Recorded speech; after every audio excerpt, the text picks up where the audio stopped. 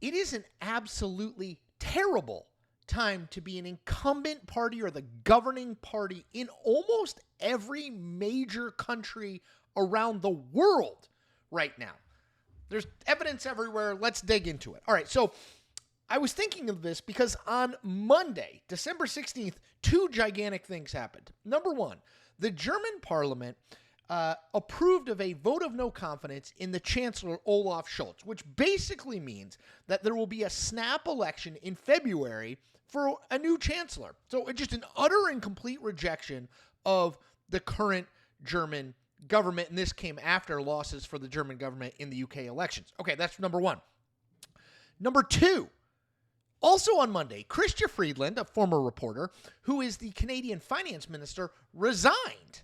One of Justin Trudeau's most loyal allies resigned from her office, which was seen by almost everybody in my neighbor to the north as a sign of Trudeau's ongoing weakness. He's been prime minister for 10 years.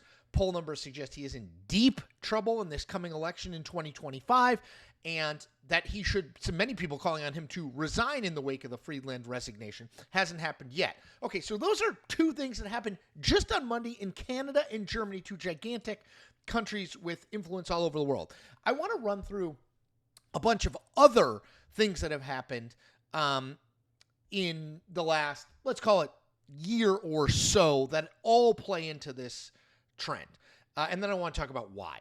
All right, so in 2023, Javier Milei is elected the president of Argentina, populist, very Donald Trumpian figure, very anti-establishment. Okay, that's one. Now, let's do 2024. This summer, the Conservative Party is routed and thrown out in the United Kingdom.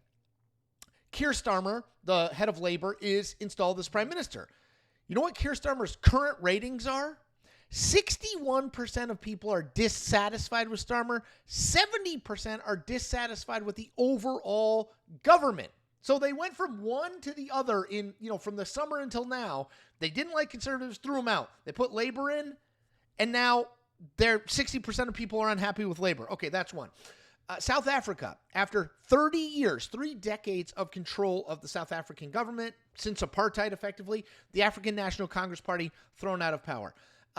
South Korea, this happened. You saw an overthrow. In France, there's restive overthrow of the sitting government. In France, there is noise about Emmanuel Macron and whether he will ultimately survive politically.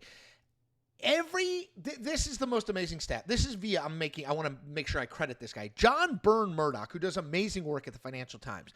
He did a chart and did the research, and I can't believe, this is stunning to me. Here's what he found. Every governing party facing an election in 2024 in a developed country lost vote share. Every single one. And by the way, that includes, I'll note, the governing party in America, the Democrats, Joe Biden and Kamala Harris, lost to Donald Trump, running a populist, outsider, anti-incumbent candidacy.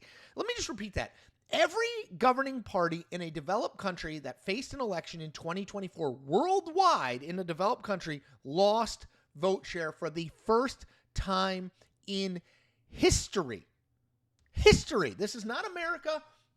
This is not just the UK, not just France, not just Germany, not just Canada, worldwide. I mean, it's stunning.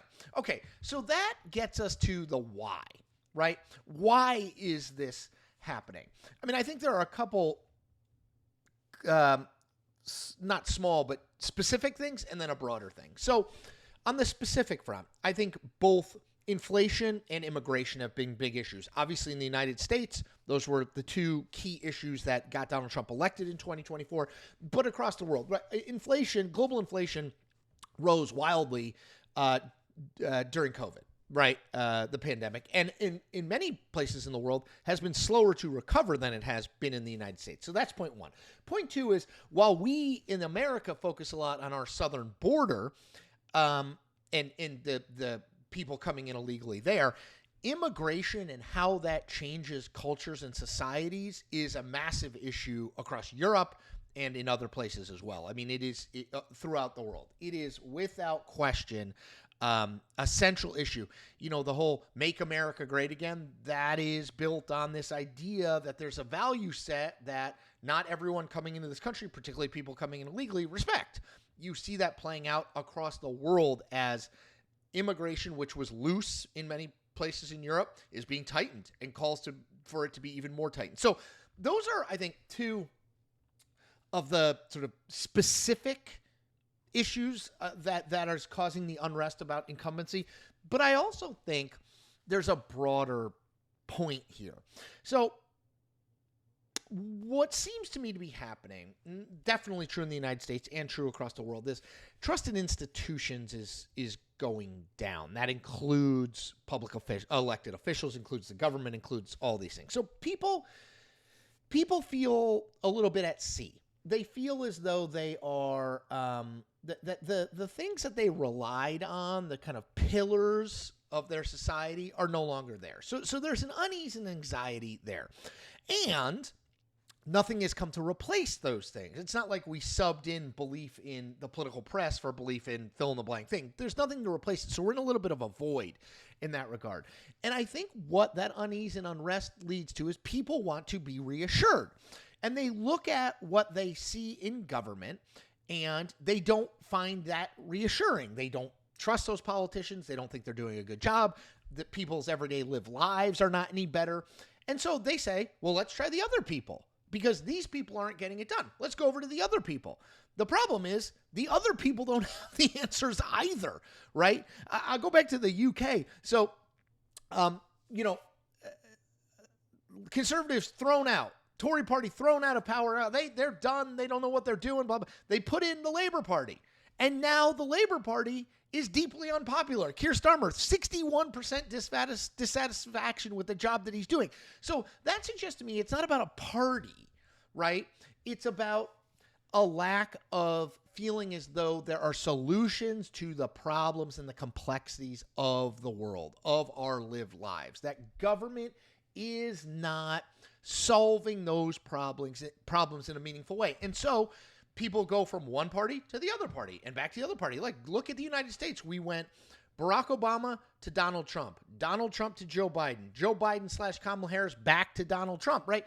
It's just, it flip-flops because there is no party that has the solutions, no party that people feel like is doing the job. They know what they don't want, which is whoever's in power. They just don't know what they do want, because when they swap who is in power, then they don't like those people either. And I think, by the way, that's a warning sign for Donald Trump. It's a warning sign for anyone coming into power swept in on an anti-incumbency, anti-governing party message, right? So I just think it is very worthwhile thinking about that, taking notice of that as we move into 2025, both in the United States and worldwide. There is this strong anti-governing party, anti-establishment, anti-incumbent sentiment coursing through the electorate in the world, which I think speaks to, again, that broader sense, unease, anxiety, a belief that these people can't fix it, the need to try new things. All of that stuff, I think, remains in the mix and is potent politically and in our culture. All right. Wanted to veer a little bit into world politics because I do think what happened in Germany and Canada on Monday is critically important and speaks to a broader trend that's happening. As always, I ask you to do 4 things. I ask you to subscribe to this channel. That's easy. I ask you to like this video. Again, pretty easy. Just give it the thumbs up. I ask you to